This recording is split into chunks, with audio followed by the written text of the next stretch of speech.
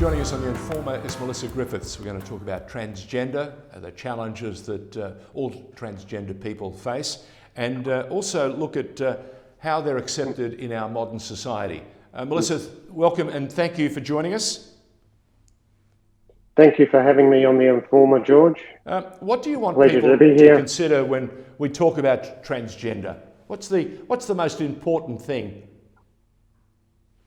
I think it's to consider that we're still people, that I know it's a new thing for society, especially in Australia, and maybe a bit more common in other countries around like America and such. And I know it can be confronting and challenging for some people, and some people just look along at trans females as people that are just like men in dresses, if you like to put it that way.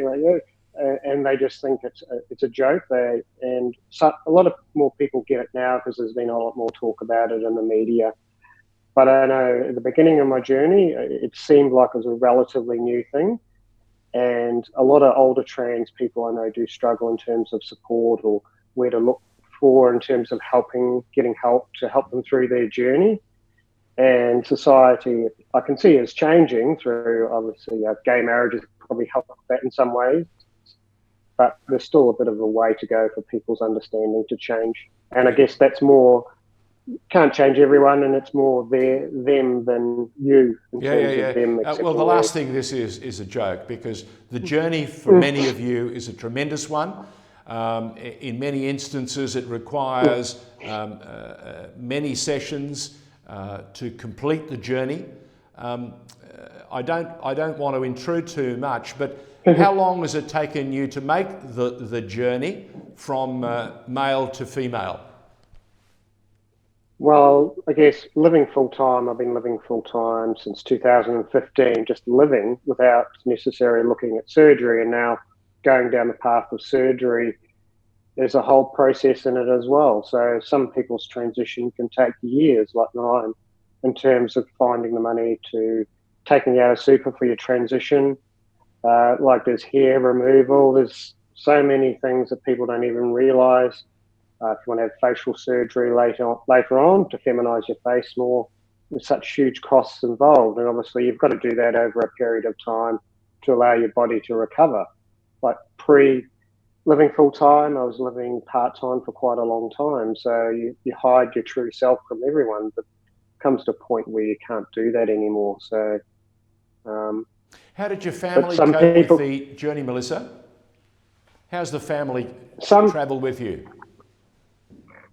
Some have been accepting, some haven't seen me yet, so it's a bit hard for them to sort of work out. Some I haven't spoken to for a long time, so when I do eventually see all of them, it'll be interesting to see their reaction. So sort of a mixed reaction. I think some will be accepting. There'll still be some who might have their reservations, but may not say anything. But overall, it's over the last years, I've just kept living, just to overcome any negative reaction, and just continuing to talk to my mum as well, because she sort of had reservations about it as well. But just keep making the effort, even though it can get a bit Have you exhausting. received much assistance? And I'm talking about the professionals who deal with the psychological questions and the issues. Have you had much professional assistance? When I started the process of going on hormones, I spoke to Dr. Erasmus, and I went through that process to get approval for that. I've had a few issues around suicide, so I've gone back to see a psychologist for that, got over that. That was a few years ago. So there's still support available there, and if I ever feel as though I need more support, then I can reach out for that. And as I go through the surgical process, then I'll obviously have to see psychologist, psychiatrist again to get approval for that side of it as well, for the surgery side of it. There's a tremendously extensive community, the LGBTIQA. I mean, it's a fantastically diverse community. Do you get a sense that they've reached out and they're as supportive as they possibly can be for you and your journey? I think it's like any community, George. Some will be supportive of you within whatever community you're in, and some won't. So you'll find some that will be supportive of you and some that won't. And I think you can say that broadly across any type of community. in Australia or around the world. So I've just learned there's always going to be some that may not necessarily understand it or accept it within your own community. The vast majority do, but there's always going to be some that don't or may not. In the during the planning for the program today, we discussed what we wanted to do, and we want to create a better pathway and an empathy, not only towards transgender people, but to give people more of an idea in the broader community of just what challenges that you've had to go through and how long that you've harboured these desires and needs, and importantly, this isn't a rush decision overnight.